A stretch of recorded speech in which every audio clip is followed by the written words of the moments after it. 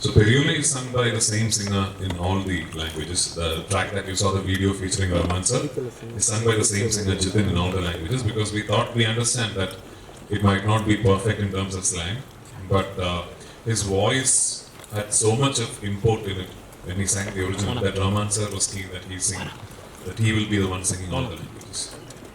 Regarding the dubbing, I'm not sure because there are a lot of characters in the film and I'm not sure who all have done.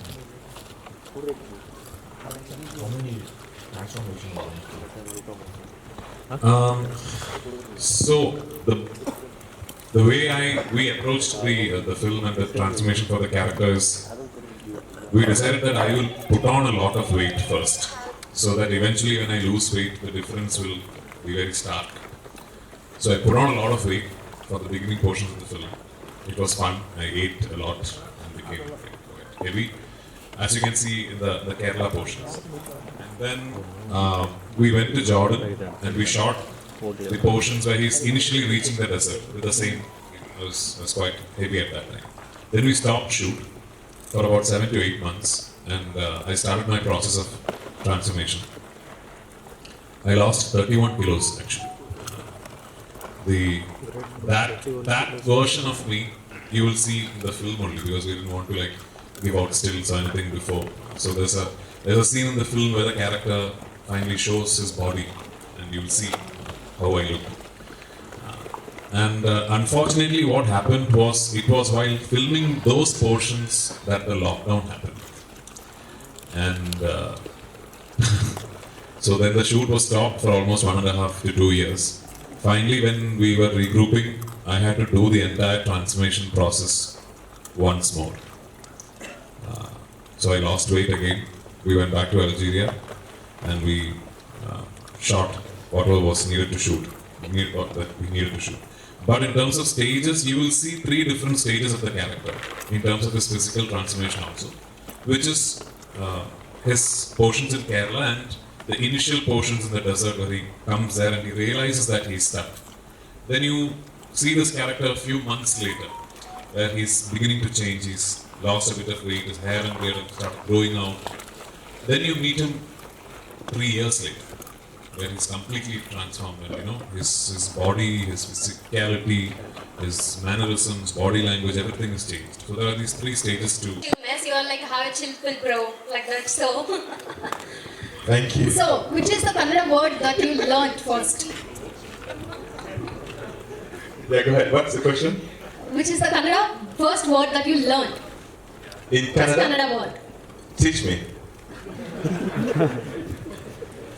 So tell me in English that I will translate it to in the Kannada. No, tell me whatever you want. I'm a student here. I'm Ella young now. Kannadigarigoo. Say it again. Ella Kannadigarigoo. ಎಲ್ಲರಿಗೂ ಸ್ವಾಗತ. ಸ್ವಾಗತ. ನಾನು ನಿಮ್ಮನ್ನು ಪ್ರೀತಿಸುತ್ತೇನೆ. March 28ಕ್ಕೆ March 28ಕ್ಕೆ cinema ಬಂದು ನೋಡಿ. GOAT cinema. Say what? March 28ಕ್ಕೆ ನಮ್ಮ ಸಿನಿಮಾ ಬಂದು. That is way too long down. March 28ಕ್ಕೆ. Thank you very much. I tried my best. Thank you, sir. Sir. So once I started the process of the transformation, I did not do other films. I don't know if you know of a film called Ayyappanam Koshim, which is fairly popular outside of Kerala also. So I finished the shooting of Ayyappanam Koshim and I stopped everything. And then for a few months, I only concentrated on the transformation for Arjun. But then when the lockdown happened, we had to stop shoot. Unfortunately, it was quite a scary time for us because we did not know how long, none of us knew how long the pandemic would last or when we can resume shooting. So we came back and I started doing other films. But if you notice, all the films that I've done during that period, like Janaganamana and all that, I'm very thin in those films because I did not want to let go and gain all the weight back because I knew at some point I would have to come back to the Arjun shape. So it wasn't easy. I'm not claiming it was easy. It was quite a tough period in my life. But in the back of my mind, I knew that I'm doing it for a very special film and an even more special character. So yeah, no regrets. I am very proud of what we have been able to achieve. And I'm very proud of the fact that I gave this film my all. It's a, it's a, it's a really big effort from all of us, including myself. So, Kirti here from Vistara News. Here, sir. Hi, sir. Cutting down of 31 kgs and the transformation, how do your family and friends react to it? And what was the diet chart, how was it? For the first part of your question, my family and friends did not like it at all, obviously, because I wasn't looking good. It wasn't like a nice weight loss. I wasn't looking good. And my mother at one point called Blessed and told him, please tell him to stop. But Blessed never asked me to stop also. Okay. So yeah, I mean, the idea behind the transformation, we never kept a goal that, okay, these many kilos or anything. The idea was, I lose as much as I can. And to be honest, I surprised myself. I didn't expect that I would be able to achieve what I eventually wasn't able to achieve. Regarding the diet, see, usually when I've also gone through transformations physically for many films, and usually it's like either you lose a bit of weight or you go to the gym and you put on muscle and you six pack and all that. That I've also done.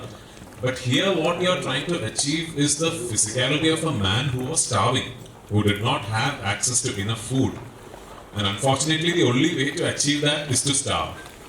And my transformation was largely based on literally that, starving, which meant I was fasting. And there were times when I was doing 7-hour fast, like fasting for 3 days, and sometimes 2 days. So it was largely based on fasting, and I just for a long while stopped lifting weights and all that. It wasn't a good feeling. I was feeling my weakest. I was not feeling good inside of me. But when I see the film, everything seems worth it. So there was actually no diet involved. It was just not having anything, not eating anything. In the Kannada industry, which is a celebrity that you're close for and your heart goes for them? Any words on? Who am I close to? Prashant Neel is a celebrity. Then it's Sure. yeah. So you said that you have dubbed in Kannada.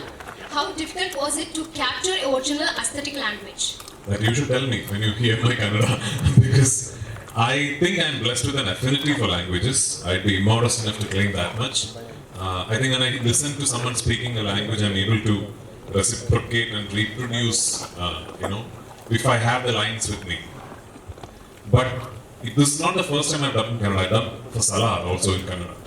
My take as an actor is that your voice and the way your voice lends itself to the lines you speak form a large part of your performance. And I feel a little uncomfortable letting go of that control and letting someone else perform that part of it for me.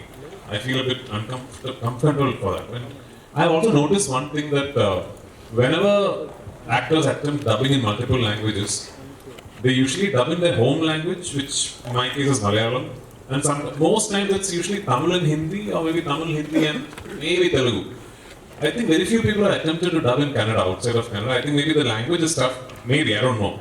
So for Salah, the first thing I told Prashant when he narrated the film to me is that I want to dub in all 5 languages. And the first question he asked me is, Kannada also? I said, yes, Kannada also. And I was very keen that I want to dub in Kannada. And I'm fully aware of the fact that my Kannada is not perfect. But I'm also aware that you're an intelligent audience. You will know that it's a Malayali actor attempting to dub in Kannada, and you will forgive me for the mistakes I make.